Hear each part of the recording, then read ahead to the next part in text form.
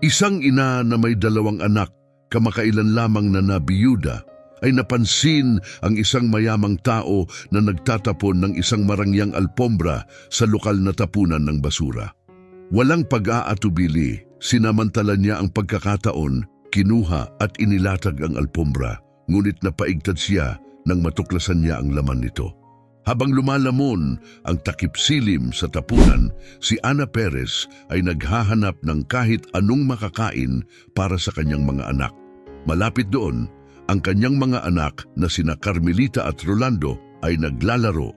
Hindi alintana ang lumalaking desperasyon ng kanilang ina na magbigay kahit sa munting pagkain. Si Ana, na ang mga katangian ay sumasalamin sa determinasyon at lakas, ay mabigat na dala-dala ang mga pasanin ng buhay. Sa edad na 39 at nabiyuda, nahaharap siya sa walang katapusang serye ng mga pagsubok.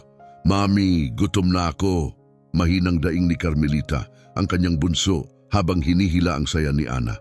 Ngumiti si Ana ng may kalungkutan, tiniyak niya na makakahanap sila ng pagkain, bagaman nagdududa ang kanyang puso sa kanyang sariling mga salita. Habang nagkakalkal sa isang malayong tambak ng basura, nasagi ng kamay ni Ana ang isang bagay na hindi inaasahang malambot. Hinila niya ito at natuklasan ang isang marangyang alpombra na labis na nakakabigla sa lugar na iyon. Tumaas ang kanyang pulso sa iniisip na posibleng halaga nito, ngunit ang tunay na pagkabigla ay dumating nang makita niya ang isang makapal na sobre na puno ng pera na nakatago sa mga sapin ng alpombra. "Ang daming pera dito," bulong niya sa sarili, palihim na tumitingin sa paligid. Ang desisyon sa susunod na gagawin ay mabigat na nakapatong sa kanya. "Ma'am, anong nangyari?" tanong ni Rolando. Napansin ang nag-aalalang tingin ng kanyang ina. Mabilis na itinago ni Ana ang sobre. "Wala anak, isang lumang alpombra lang ito." Pinakalma niya ito, pinapanatili ang kalmadong anyo. "Dalhin natin ito sa bahay. Maaaring magamit natin ito." Habang naghahanda ng umalis, napansin ni Ana na may isang taong nagmamasid sa kanila mula sa mga anino. Ang humihinang liwanag ay nagtatago sa figura, nagdaragdag ng misteryo at pagmamadali. "Ma'am, sino yung taong nakatingin sa atin?" tanong ni Carmelita, ang kanyang boses may halong pag-aalala. Hinigpitan ni Ana ang hawak sa kamay ng kanyang anak. "Hindi ako sigurado, mahal. Pero uuwi na tayo ngayon," sagot niya, binilisan ng lakad kasama ang mga bata. "Dapat sabihin natin sa iba ang natagpuan natin," suhestyon ni Rolando. Tinitingnan ang marangyang alpombra na hawak ng kanyang ina at sinusubukang sukatin ang kanyang iniisip. "Pag-uusapan natin yan sa bahay," tugon ni Ana, naguguluhan ang isip sa posibleng kahihinatnan ng kanilang natagpuan. "Sa ngayon, itago muna natin ito sa atin lang." Mabilis silang umalis, ang kanilang mga yapak ay humalo sa mahinang bulong ng papalapit na gabi. Ang aninong figura na kanina'y nagmamasid sa kanila ay nanatiling walang galaw. At nang lumingon muli si Ana, napansin niyang ito'y nawala na. Ang misteryosong pagkawala nito ay nagdagdag ng diin sa kanyang pag-aalala. Subalit ang pangangailangang protektahan ang kanyang mga anak at tugunan ang kanilang pinansyal na suliranin ay nag-udyok sa kanya na magpatuloy.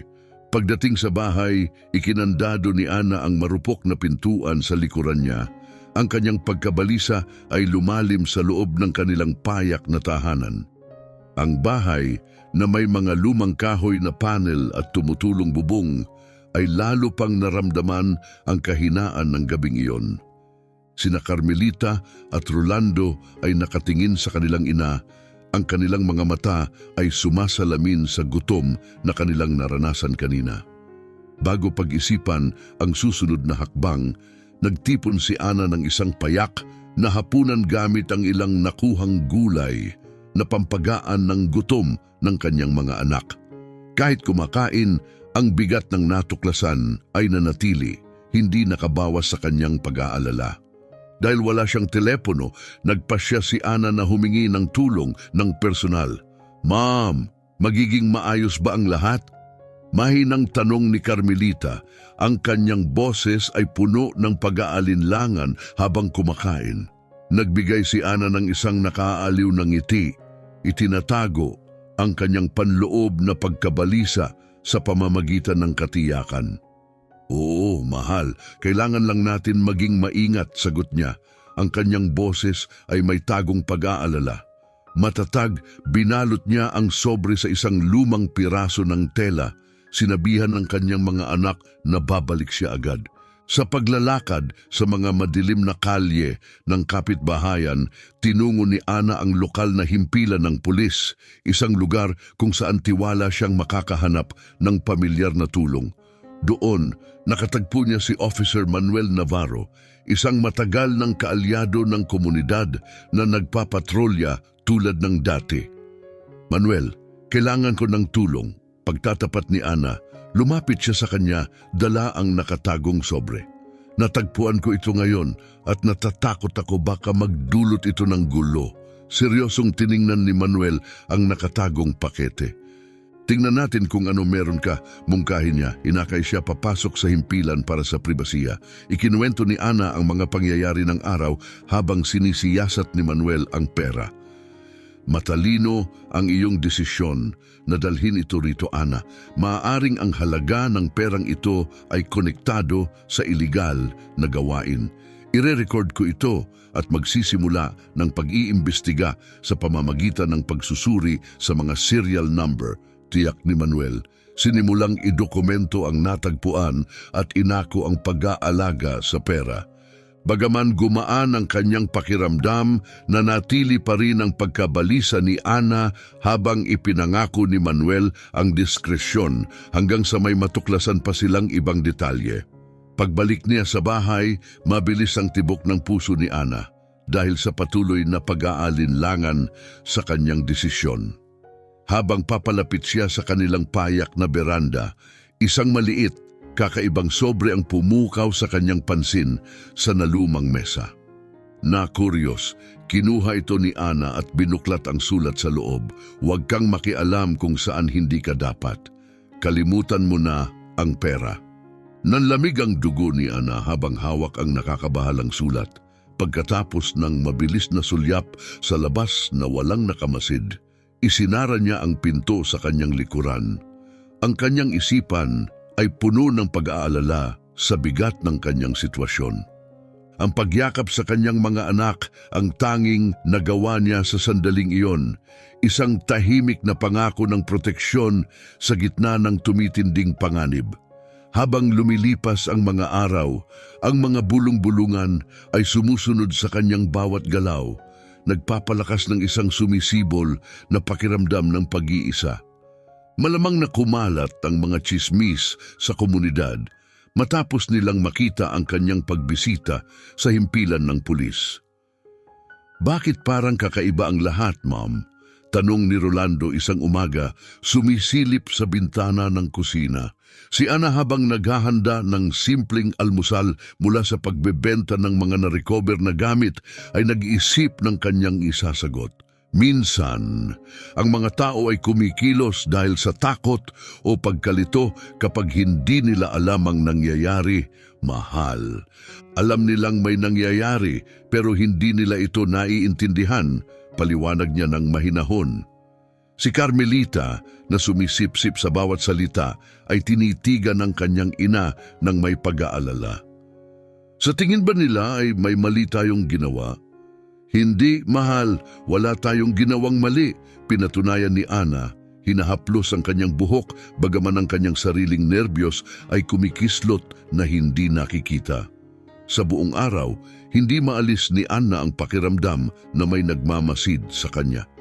Isang misteryosong itim na kotse ang dahan-dahang dumadaan sa kanilang bahay sa daang lupa ng ilang beses. Lumalala ang kanyang takot sa bawat pagdaan.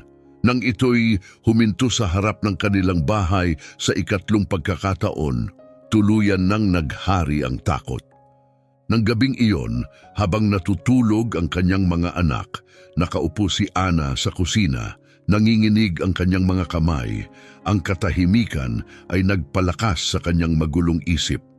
Malapit sa hating gabi, ang ugong ng makina ay tumagos sa katahimikan. Sumilip si Ana sa butas ng sirang kurtina, nakita niya ang nakakatakot na itim na kotse na nakaparada sa kabilang kalye.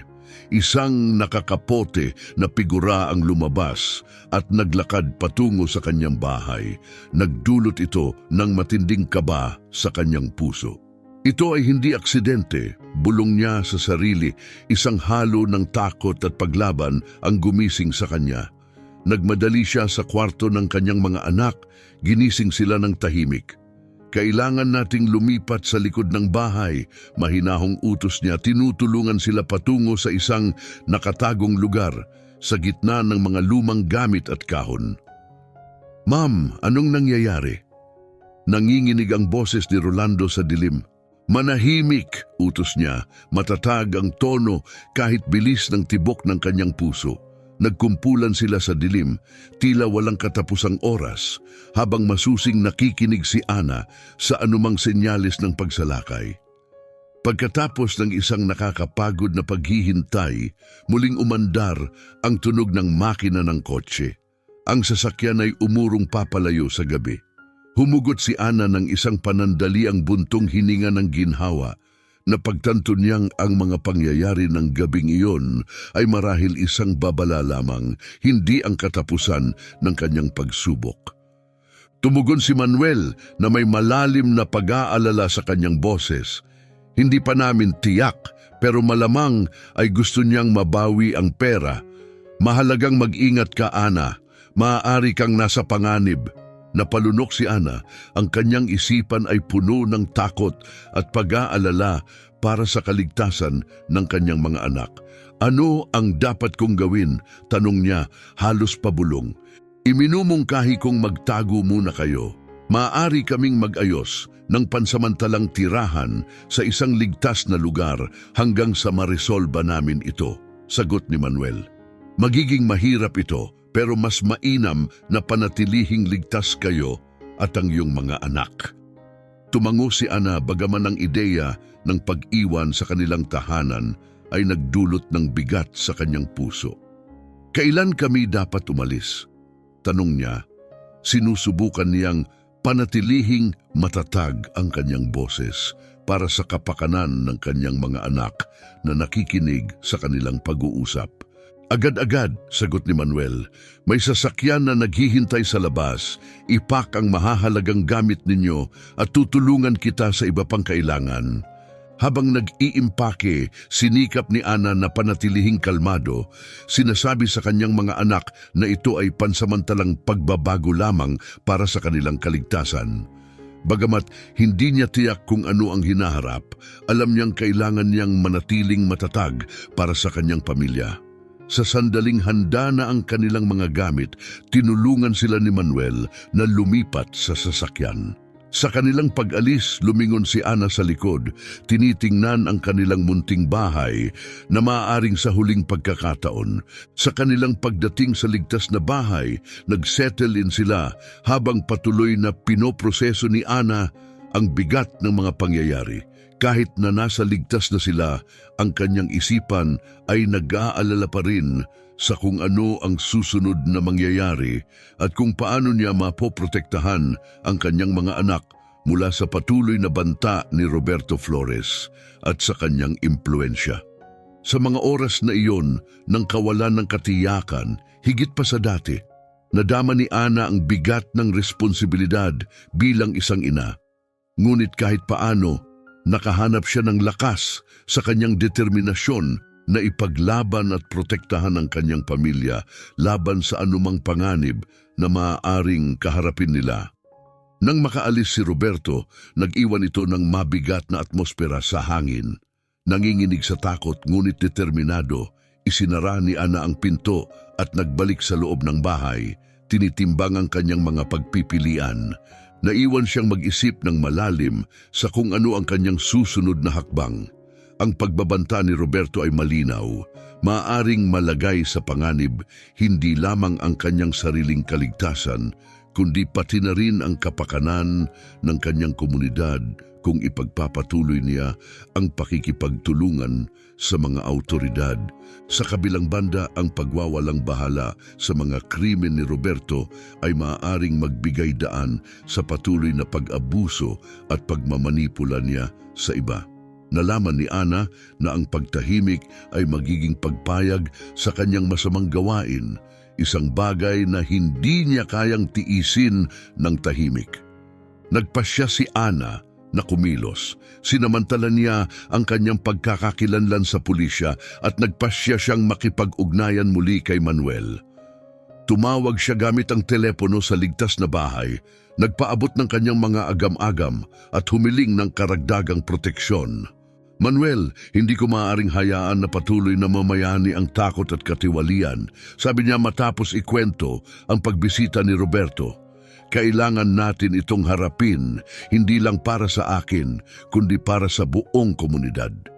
Naintindihan ni Manuel ang kahalagahan ng sitwasyon at agad niyang pinagana ang mga kinakailangang hakbang upang palakasin ang seguridad sa paligid ni Ana at ng kanyang mga anak.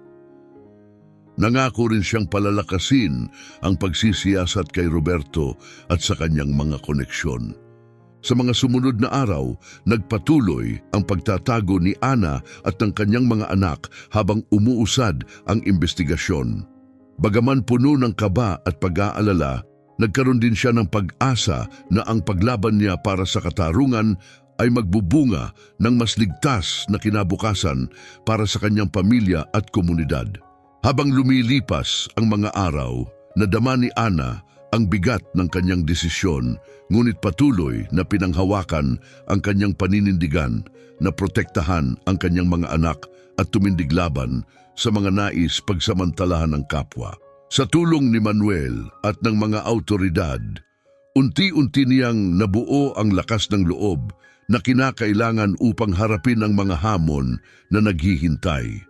Roberto ay kumumpas sa kanyang mga bodyguard na sumunod sa kanya habang siya ay papunta sa kanyang sasakyan. Pagkaalis niya, naramdaman ni Ana na hindi pa tapos ang problema. Aayusin ko ito, sabi niya, ngunit ang kanyang mga salita ay mas nagpapahiwatig ng pag-aalinlangan kaysa sa katiyakan. Nang isinara niya ang pinto, napagtanto niya na mas malaki ang hamon na kahaharapin niya kaysa sa inaasahan niya. Sa mga sumunod na araw pagkatapos umalis ni Roberto Flores, pakiramdam ni Ana ay lalo siyang pinagmamasdan. Parang nasa ilalim siya ng walang tigil na spotlight. Ang mga titig ng kanyang mga kapitbahay ay lalong tumindi, ang kanilang mga bulungan ay naging mas madalas, at ang hangin sa paligid ng kanyang tahanan ay unti-unting naging mas nakakasakal. Sa kabila nito, pinilit ni Ana na panatilihin ang normalidad para sa kanyang mga anak na sina Carmelita at Rolando, bagamat patuloy na bumabagabag sa kanya ang banta ng paghihiganti. "Mami, bakit parang kakaiba ang mga tao ngayon?" tanong ni Rolando nang sila ay bumalik mula sa maikling pagpunta sa palengke. Mahigpit na hinawakan ni Ana ang kanyang kamay, binigyan siya ng nakakaaliw na pisil. "Ayos lang tayo, kailangan lang nating manatiling matatag," tugon niya na may pilit ng ngiti na hindi maikubli ang kanyang pag-aalala. Isang hapon, pagdating nila sa kanilang bahay, may nakita si Ana na nakakabahalang tanawin sa kanilang pintuan. Isang mensahe na nakasulat sa pulang tinta na nagsasabing, "Tumigil ka sa pagsasalita o magbayad ka." Biglang naramdaman ni Ana ang takot habang sinisiyasat niya ang walang taong kalye para sa anumang palatandaan kung sino ang maaaring nag-iwan ng ganitong banta. "Ano ang ibig sabihin nito?" tanong ni Carmelita na may takot sa kanyang boses. "Wala ito, mahal. Taktika lang ito para takutin tayo."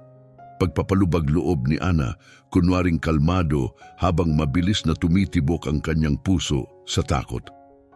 Dali-dali niyang pinapasok ang kanyang mga anak at isinara ang pinto. Nanginginig, kinuha niya ang kanyang purse at dali-daling pumunta sa malapit na pampublikong telepono. Tinawagan niya si Manuel gamit ang nanginginig na kamay. Ang kanyang boses ay mahinang bulong. "Manuel, si Ana ito. May nakakatakot na mensahe sa aking pinto. Natatakot ako." "Agad akong pupunta dyan," paniniguro ni Manuel. "Manatili kayo sa loob at ilock ang lahat." Habang hinihintay ang pagdating ni Manuel, pinagsama-sama ni Ana ang kanyang mga anak sa sala. Sinubukang aliwin sila sa mga laro para mailayo ang kanilang atensyon, bagamat ang kanyang sariling focus ay nabasag sa bawat kaunting ingay at aninong gumagalaw sa labas. Tumataas ang kanyang pagkabalisa sa bawat lumilipas na sandali. Mabilis na dumating si Manuel, ang kanyang mga matitinding katok sa pintuan ay umaalingaw-ngaw sa mabilis na tibok ng puso ni Ana. Dali-dali niyang binuksan ang pinto at halatang nakahinga siya nang maluwag nang makita siya. "Ipakita mo sa akin ang mensahe," hiling ni Manuel na mabilis na lumampas sa kanya para suriin ang nakakatakot na tala. Habang binabasa niya, naging seryoso ang kanyang ekspresyon. "Tumitindi ang sitwasyon, Ana. Kailangan kong i-report ito at posibleng mag-ayos ng pulisya para mag-monitor sa lugar." Iminungkahi niya ng seryoso. "Magkakaiba ba talaga ito?" Halata ang pag-aalinlangan ni Ana sa kanyang tanong. "Gagawin natin ang lahat ng makakaya natin," tugon ni Manuel. Ang kanyang pagtiyak ay may halong pag-aalinlangan. Pagkaalis ni Manuel, umupo si Ana sa sofa. Pinagmamasdan sina Carmelita at Rolando na naglalaro, nahahati ang isip kung dapat ba niyang protektahan sila sa normalidad o ihayag ang malupit na realidad ng kanilang panganib. Kinabukasan, habang mahinang umuulan sa labas, nagulat si Ana sa ingay sa pintuan. Pagbukas niya, nakakita siya ng makapal na sobre na nakalagay sa lupa na nakapangalan lamang sa kanya. Habang tumitibok ang puso, sinuri niya ang paligid bago niya dinala ang sobre sa loob. Ang pagiging hindi kilala ng sulat kamay ay nagpapahiwatig ng nakakabahalang laman nito. "Nanay, may tao ba sa pintuan?"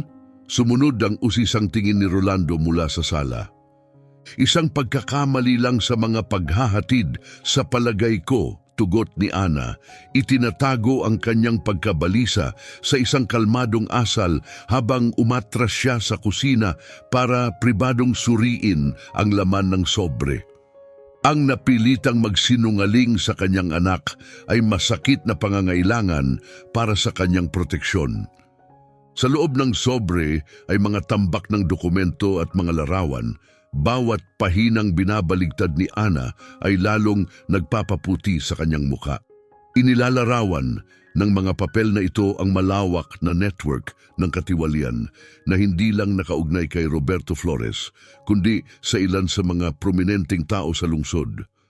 May detalyadong mga tala ng mga transaksyong pinansyal, mga kontratang sobra ang presyo at mga komunikasyon na nagbubunyag ng web ng ilegal na mga aktibidad.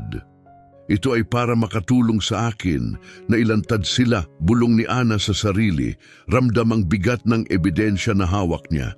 Ginugol niya ang umaga sa maingat na pagsusuri sa bawat dokumento, unti-unting binubuo ang malawak na implikasyon. Ang saklaw ng katiwalian ay lumampas pa sa kanyang unang naintindihan na umaabot kahit sa mga mataas na antas ng lokal na autoridad. Pagdating ng hapon, habang naglalaro ang kanyang mga anak sa labas, nakaupo si Ana nang may pagmumuni-muni, pinag-iisipan ang kanyang susunod na hakbang. Ang pagbunyag sa katiwaliang ito ay maaaring magdulot ng matinding kapahamakan, ngunit ang pananahimik ay magpapatuloy lamang sa kawalang katarungan na makakaapekto sa maraming inosente. Biglang tumunog ang pampublikong telepono sa kabila ng kalye, marahas na pinutol ang katahimikan. Nang may alinlangang mga hakbang, lumapit si Ana dito at sinagot ang tawag, nanginginig ang kanyang mga kamay. Ana Perez ang sumagot sa kabilang linya nang may baluktot na boses nang sagutin ni Ana ang telepono. "Opo, Tugon ni Ana, ang tensyon ay bumabatak sa kanyang boses. Ako ito. Pag-iingat niya sa pagsagot. Hindi mo ako kilala pero alam ko ang natagpuan mo ngayon. Dapat mong maintindihan ang bigat ng impormasyong ito. Huwag kang magtiwala kaninuman, babala ng tumawag ng may pagmamadali. Bago pa man makahingi ng karagdagang paliwanag si Ana, naputol ang linya, iniwan siyang nakakapit sa telepono. Ang mga salita ay umuugong sa kanyang isipan. Labis siyang napuno ng pakiramdam ng pag-iisa at ng laki ng katiwaliang kanyang nalaman na ngayon ay tila napaka-personal at nakakabahala ang lapit, hindi siya sigurado kung kanino magtitiwala. Sa bahay, nakakalat sa harap niya ang mga papel, bawat dokumento ay nagpapakita ng mas malalim na bahagi ng malawakang katiwalian na tila lumalamon sa kanya. Ang silid ay nakakasakal sa bigat ng mga sikretong taglay nito. Nanay, gusto mo bang makipaglaro sa amin? Ang mahinahong boses ni Carmelita ay pumutol sa kanyang gulo. Maya-maya lang, anak, tugon ni Ana na nakapamahala ng isang mahinang ngiti. Inilagay niya ang mga dokumento sa isang drawer at lumabas para makasama ang kanyang mga anak. Habang pinagmamasdan sina Carmelita at Rolando na naglalaro, lalong lumalim ang panganib ng kanyang sitwasyon. Ang kanyang pangunahing alalahanin ay ang kanilang kaligtasan. Ngunit paano niya sila mapoprotektahan nang hindi inilalagay sa panganib? Nahirapan siya sa pagpapasya. Dadalhin ba ang ebidensya sa pulisya at posibleng mailagay sa panganib ang kanyang pamilya o mananahimik at magiging kasabwat? Nahirapan si Ana sa mga kahihinatnan ng bawat landas. Nanay, pupunta ako kina Javier para maglaro, sigaw ni Rolando. Ang boses niya ay umaabot mula sa pintuan. Sandali, Rolando, sasamahan kita. Ngunit tumakbo na siya palabas bago pa siya makasama. Napuno ng panik si Ana. Habang tinatawag ang pangalan niya, dali-daling tumakbo sa pintuan, ngunit walang bakas ni Rolando. Ang pag-aalala sa maaaring mangyari dahil sa kanyang paglaban kay Roberto Flores ay kumain sa kanya. Habang lumilipas ang mga oras na walang anumang senyales ni Rolando, naghalo ang langit sa mga kulay ng orange at lila sa paglubog ng araw. Nabalisa, sinimulan ni Ana kasama si Carmelita ang desperadong paghahanap, nagtatanong sa mga pamilya ng kanyang mga kaibigan at mga kapitbahay. Nanay, nasaan si Rolando? Hindi ba siya mahuhuli sa hapunan? Nanginginig ang boses ni Carmelita sa pag-aalala. Nasa labas lang siyang naglalaro, mahal. Babalik din siya agad. Sinubukan ni Ana na paginhawahin ang kanyang anak, bagaman ipinahayag ng kanyang sariling boses ang kanyang takot. Sa loob, nararamdaman niya ang malamig na hawak ng pangamba, natatakot sa pinakamasama habang papalapit ang gabi.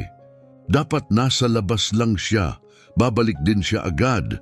Pinapanatag ni Ana ang kanyang sarili gaya ng pagpapakalma niya sa kanyang anak. Ngunit habang lumalalim ang gabi at hindi pa rin nakakabalik si Rolando, lumubha ang pagkabalisa ni Ana. Dali-dali siyang tumakbo patungo sa pampublikong telepono, nanginginig ang mga daliri habang idinayal niya ang numero ni Manuel. Manuel, si Ana ito. Nawawala ang anak kong si Rolando. Nasa bahay lang siya ng kaibigan at ilang oras na ang nakalipas. Nanginginig ang kanyang boses sa takot. Magpapadala ako agad ng patrol, Ana. Hahanapin natin siya, tugon ni Manuel nang may kalmadong pagtitiyak. Matapos ibaba ang telepono, kumabog ang puso ni Ana sa kanyang dibdib, pagkatakot ang kumokontrol sa kanyang mga iniisip. Direkta bang kahihinatnan ng kanyang laban kontra katiwalian ang pagkawala ni Rolando? Ang posibilidad na maaaring malagay sa panganib ang kanyang anak dahil sa kanyang paghahangad ng hustisya ay nagdulot sa kanya ng hindi matiis na pangamba. Habang tumatagal ang oras, bawat sandaling walang balita tungkol kay Rolando ay naging matinding paghihirap. Palakad-lakad si Ana sa sala, Madalas ang tingin sa bintana, umaasang makita ang kanyang anak na papalapit sa bahay. Samantala si Carmelita na nakakaramdam ng malubhang kapaligiran ay tahimik na naglaro, madalas tumitingin sa kanyang balisang ina. Biglang tunog ng isang sasakyan ang nagdala kay Ana sa pintuan. Humihingal siya sa gulat nang makita ang kotse ni Roberto Flores. Habang nagiging matatag ang takot, sa determinasyon, inihanda niya ang sarili sa kung ano ang susunod na mangyayari. "Nasaan ang anak ko?" hiling niya habang lumalapit si Roberto. "Ang anak mo, mahal, nagkakamali ka yata," pagtawa niya ng walang bahala. "Nandito ako para mag-alok ng kasunduan. Kung may nagawa kang masama kay Rolando." Hindi tinapos ni Ana ang kanyang banta. Matatag ang kanyang paninindigan sa harap ng kanyang panunuya.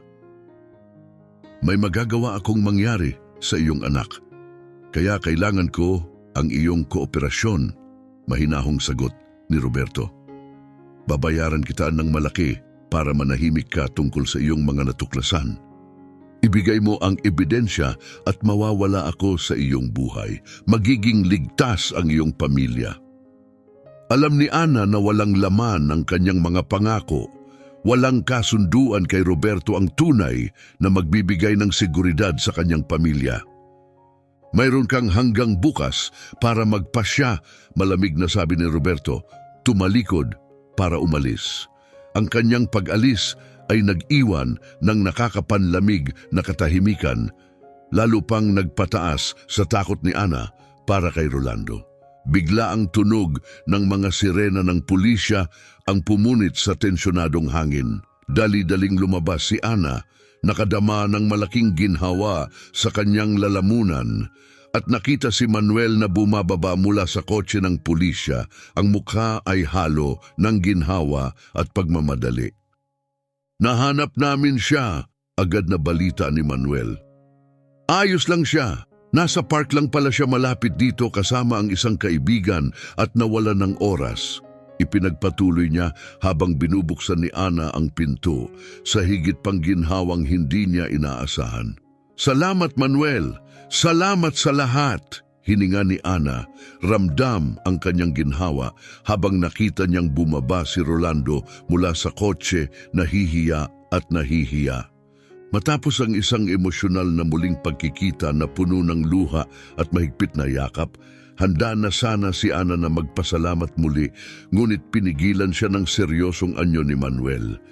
"Kailangan nating mag-usap, Ana, sa loob." Inilahad ni Ana ang pagbisita ni Roberto at ang kanyang nakakabahalang alok. Naging matigas ang mukha ni Manuel sa determinasyon. Ang paggawa ng kasunduan kay Roberto ay hindi magtitiyak ng anumang pangmatagalan. Bumibili lamang ito ng katahimikan, hindi ng kaligtasan, matatag niyang sinabi. Naharap sa isang malalim na pagpiling moral, naramdaman ni Ana ang bigat ng kanyang desisyon. "Hindi ko ito matatanggap. Hindi pagkatapos ng lahat ng nakita at nalaman ko.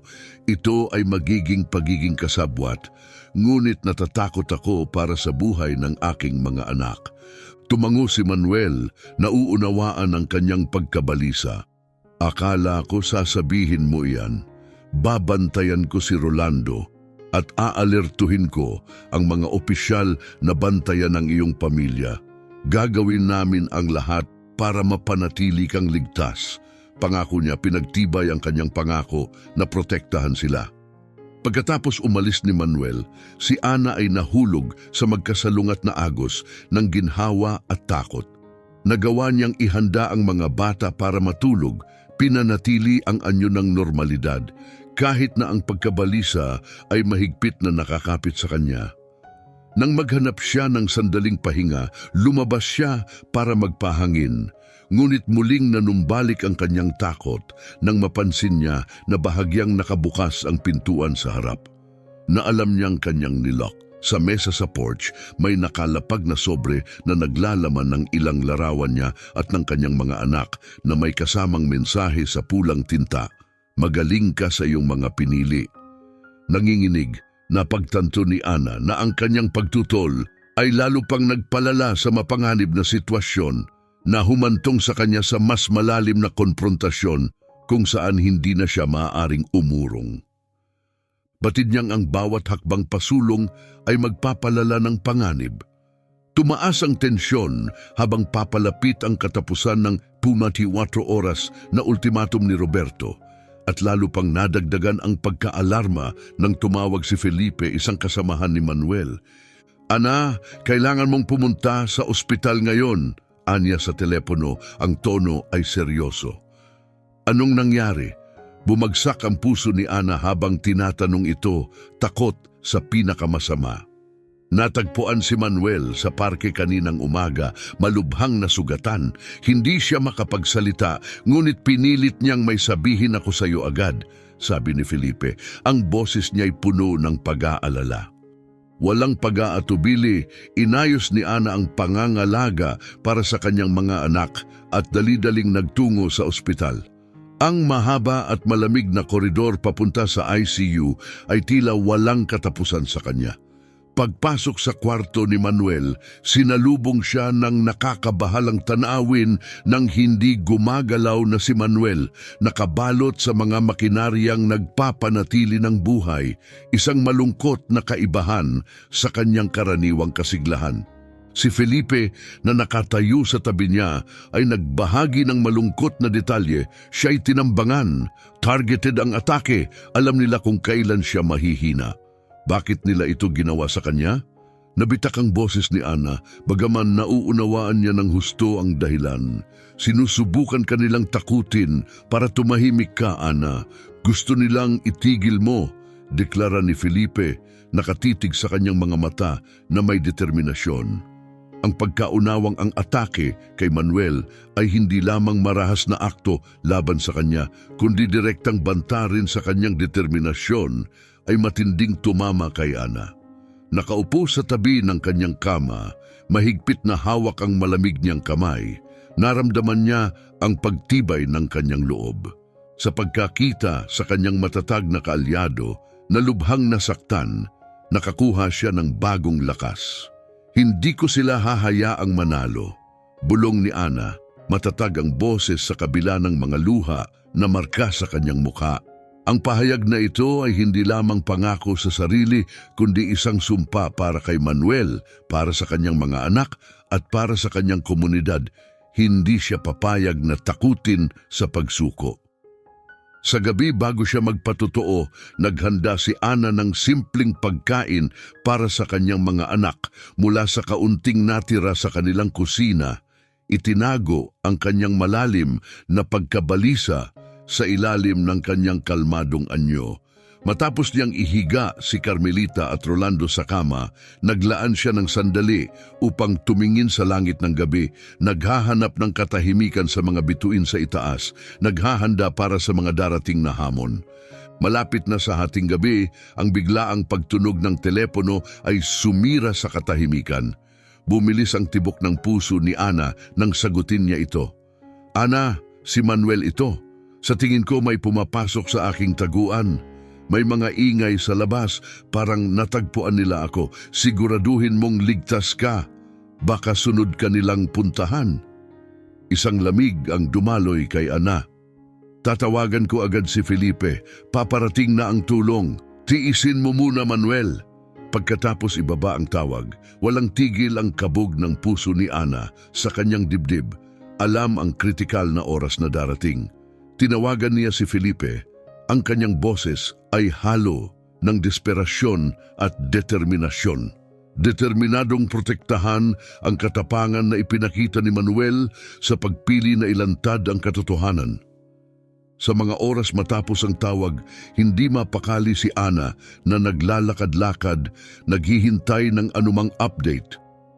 Sa madaling araw, habang unti-unting sumisilay ang liwanag sa kalangitan na nagpapahiwatig ng araw ng paglilitis, nagtungo siya sa korte sa ilalim ng mabibigat na tingin ng mga nasa paligid. Ang ilan ay may simpatya, ang iba ay kaaway, at may ilan na tahasang nagbabanta. Sinalubong siya ni Felipe sa entrada na may nakakaaliw na balita. Na-intervene ng pulisya sa tamang oras upang masiguro ang kaligtasan ni Manuel. Bahagyang nakahinga ng maluwag si Ana, pinatatag ang sarili upang harapin ang korte kung saan ang taya ngayon ay napakalaki. Sa loob, si Manuel ay kitang-kitang pagod, ngunit nagpapakita ng matatag na determinasyon. Nagtagpo ang kanilang mga mata, nagpalitan ng tahimik na pangako ng suporta sa isa't isa.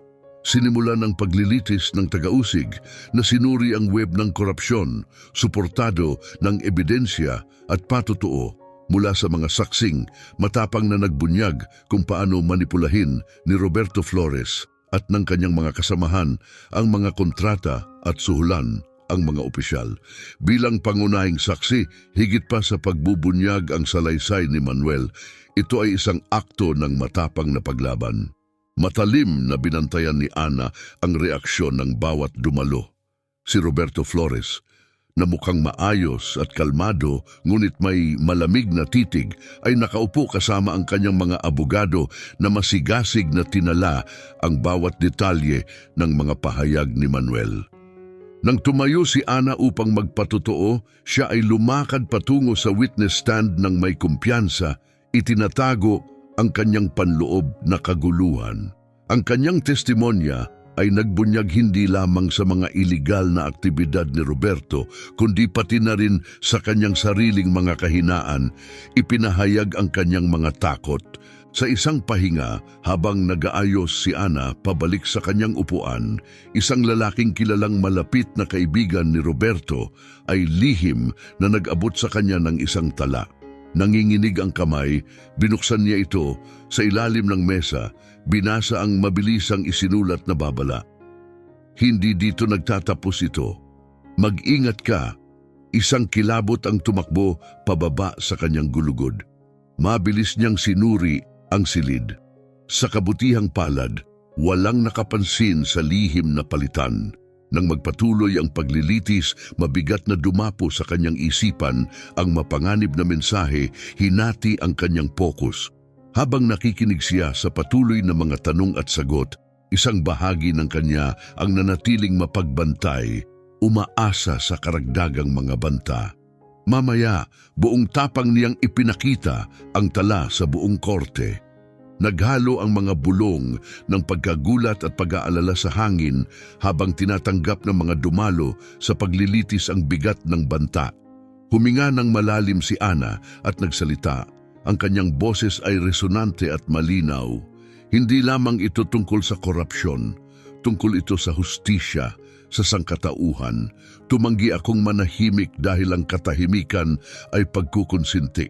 Narito ako upang lumaban, hindi lamang para sa aking sarili kundi para sa mga pinatahimik ng kriminal na ito.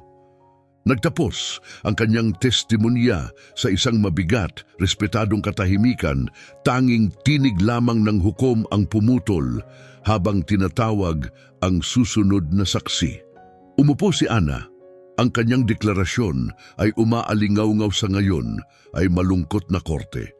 Nang matapos ang mga pagdinig ng araw, lumabas si Ana sa courthouse at nakaharap sa isang galit na grupo ng mga taga-suporta ni Roberto na napilitang naroon.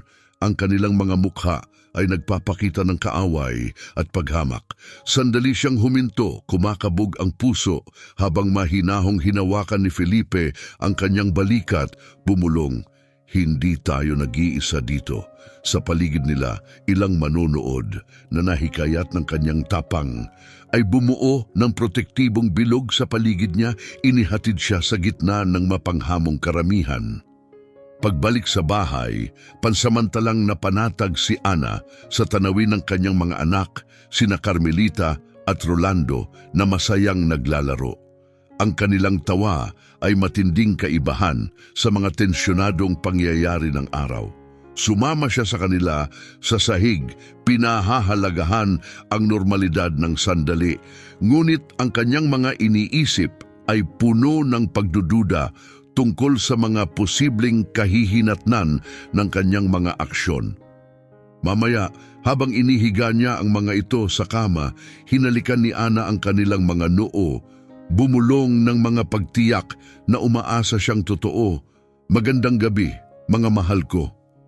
Magiging maayos ang lahat.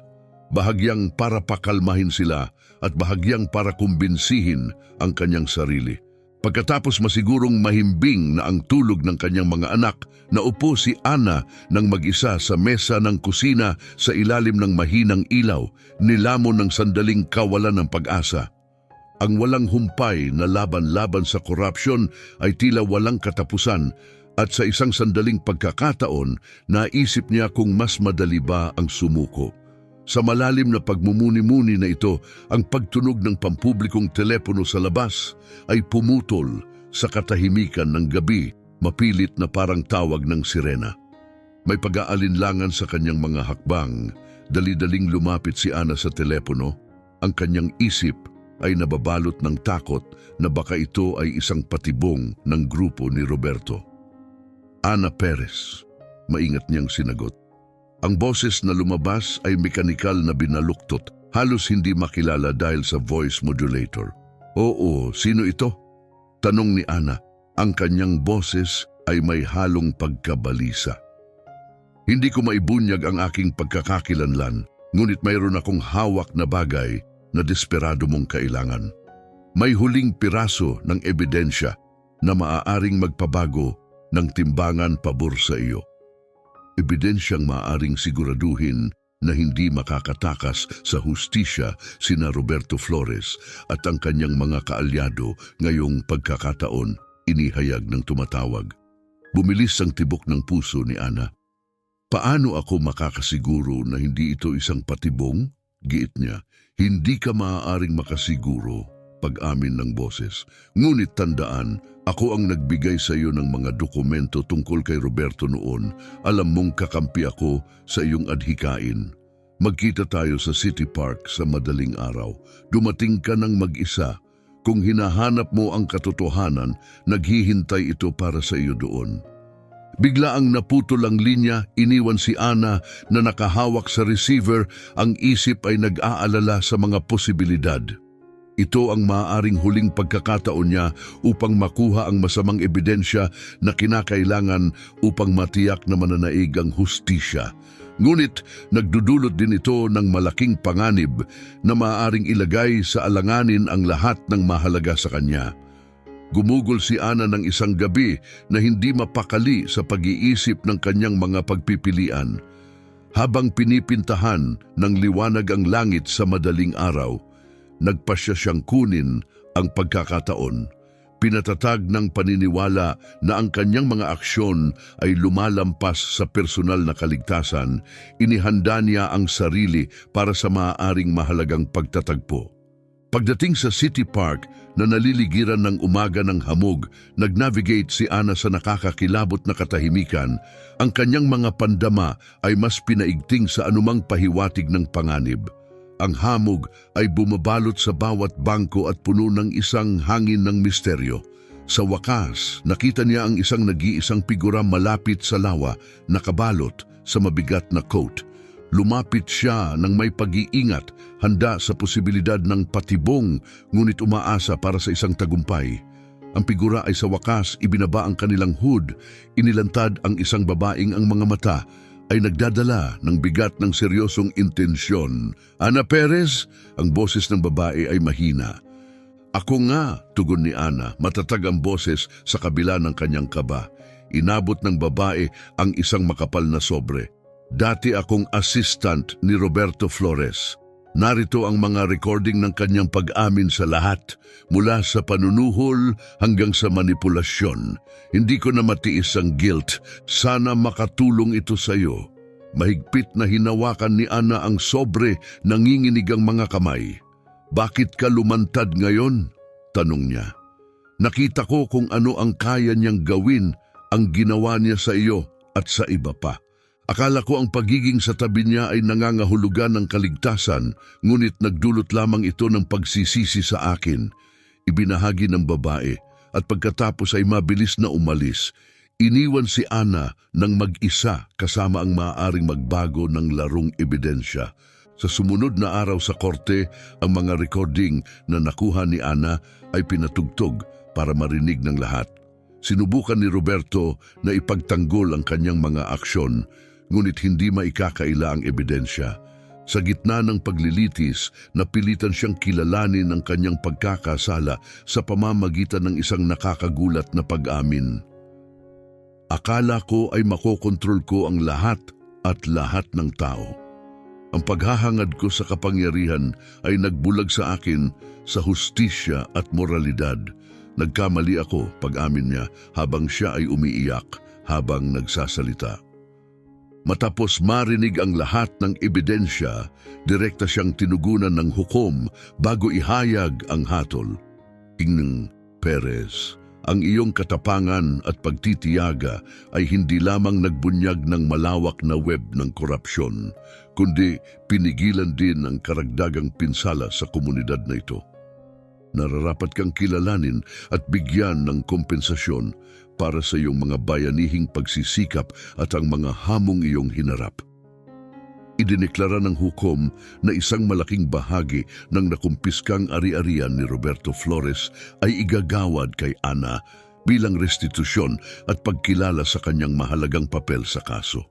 Ang pinansyal na kompensasyon na ito ay nagbigay daan kay Ana upang matiyak ang magandang kinabukasan ng edukasyon para sa kanyang mga anak, sina Carmelita at Rolando, at upang makabili ng bagong bahay, simbolo ng bagong simula para sa pamilya. Sa mga sumunod na linggo, ang kwento ni Ana ay naging kilalang halimbawa ng katapangan at integridad sa kanyang komunidad. Siya ay itinanghal bilang isang bikon ng pag-asa.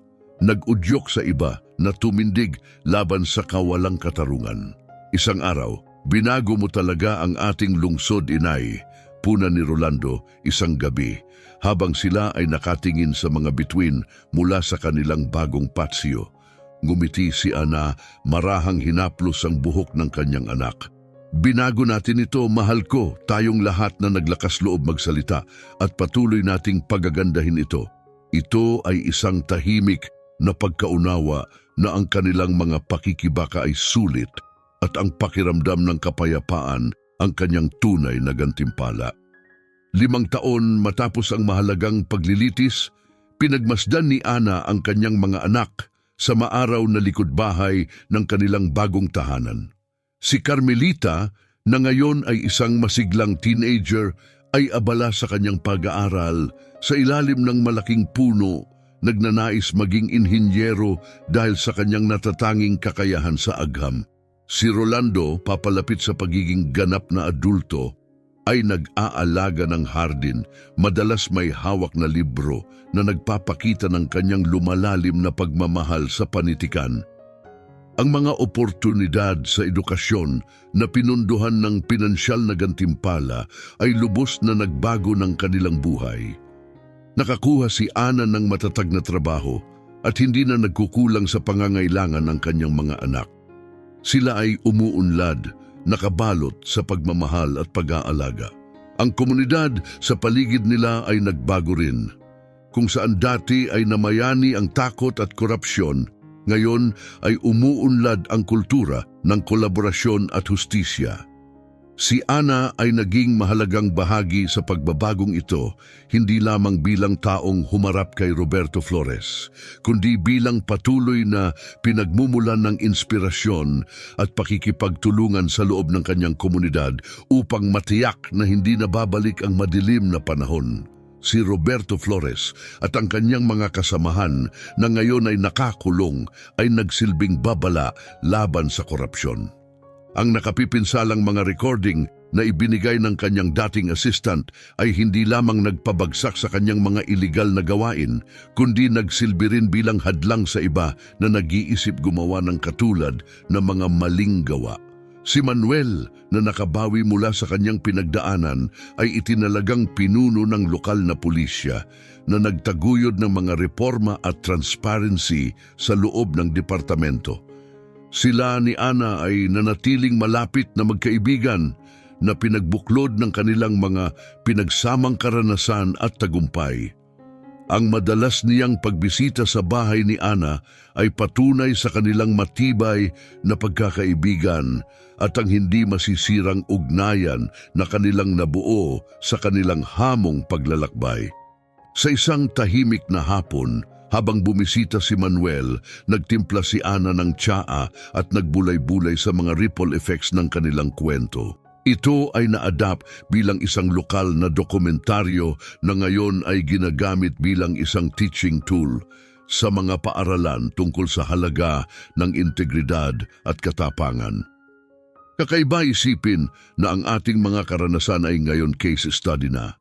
Ang ginawa ko lang ay ibalik ang perang natagpuan ko at iulat ang katotohanan. Tungkulin ko lang ang ginampanan ko, pagmumuni-muni ni Ana ng malakas.